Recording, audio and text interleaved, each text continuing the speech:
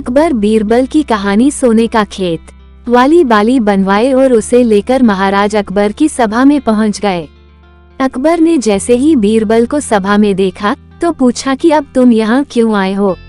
बीरबल बोले, जहाँ पनाह आज ऐसा चमत्कार होगा जो किसी ने कभी नहीं देखा होगा। बस आपको मेरी पूरी बात सुननी होगी। राजा अकबर और सभी सभापतियों की जिज्ञासा बढ़ गई और राजा ने बीरबल को अपनी बात कहने की अनुमति दे दी। बीरबल बोले, आज मुझे रास्ते में एक सिद्ध पुरुष के दर्शन हुए। उन्होंने मुझे यह सोने से बनी गेहूं की बाली दी है और कहा कि इसे जिस भी खेत में लगाओगे वहां सोने की फसल उगेगी। अब इसे लगाने के लिए मुझे आपके राज्य में थोड़ी सी जमीन चाहिए। राजा ने कहा, यह तो बहुत अच्छी बात है, चलो हम तुम्हें जमीन दिला देते हैं। अब बीरबल कहने लगे कि मैं चाहता हूँ कि पूरा राज दरबार यह चमत्कार देखे। बीरबल की बात मानते हुए पूरा राज दरबार खेत की ओर चल पड़ा।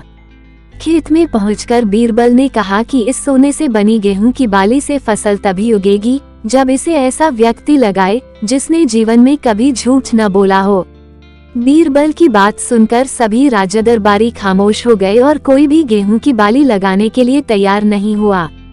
राजा अकबर बोले कि क्या राजदरबार में कोई ऐसा व्यक्ति नहीं है जिसने अपने जीवन में कभी झूठ न बोला हो। सभी खामोश थे।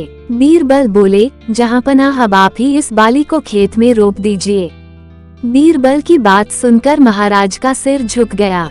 उन्होंने कहा, बचपन में मैंने भी कई झूठ बोले हैं, तो मैं इसे कैसे लगा सकता हूँ। इतना कहते ही बादशाह अकबर को यह बात समझ आ गई कि बीरबल सही कह रहे थे कि इस दुनिया में कभी न कभी सभी झूठ बोलते हैं। इस बात का एहसास होते ही अकबर उस सेवक की फांसी की सजा को रोक देते हैं। बिना सोचे समझे किसी को बड़ा दंड नहीं देना चाहिए। हर काम को सोच विचार कर ही किया जाना चाहिए। साथ ही एक छोटे से झूठ की वजह से किसी व्यक्ति का आकलन भी नहीं किया जाना चाहिए, क्योंकि कुछ परिस्थितियां ऐसी होती है कि लोग झूठ बोल देते हैं।